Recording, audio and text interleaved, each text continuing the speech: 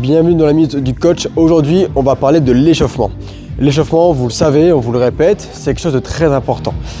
On a tendance à un peu l'oublier des fois, surtout dans l'après-midi ou en fin de journée, quand on pense être chaud parce qu'on a marché dans la journée, mais c'est pas suffisant. Donc là, on va parler d'un vrai échauffement et on va parler des 4 étapes de l'échauffement.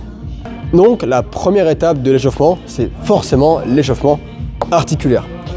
Le but, c'est pas compliqué. Vous avez l'échauffement articulaire des poignets, de la tête, des épaules, des coudes. Vous allez forcément faire le bassin, les genoux, les chevilles. Prenez le temps sur chaque articulation pour bien les échauffer. Deuxième étape de l'échauffement, c'est la partie cardio. C'est pas compliqué. On sait qu'on va être plus puissant au niveau musculaire, plus fort au niveau musculaire avec un cœur qui va être échauffé. Donc, on va se mettre sur un ergo.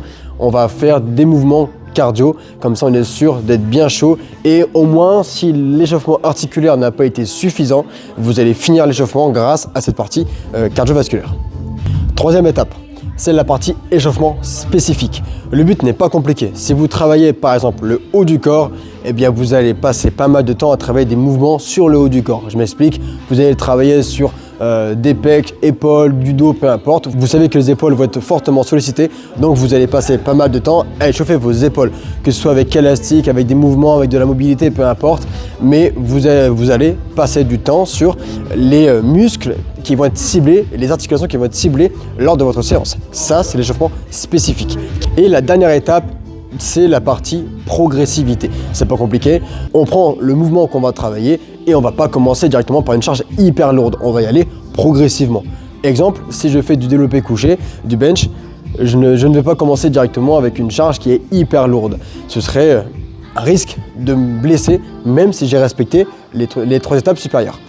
Donc le but c'est de commencer par une charge très légère, mais peut-être augmenter le nombre de répétitions pour s'échauffer encore un peu plus et progressivement réduire le nombre de répétitions en augmentant la charge pour arriver au nombre de reps que vous devez faire dans la séance et à la charge que vous avez envie d'atteindre lors de la séance. Progressivité est égale aussi résultat sans trop risque de blessure. Donc pensez bien à vous échauffer. Et si vous avez d'autres questions, venez nous voir directement à la salle. Salut tout le monde!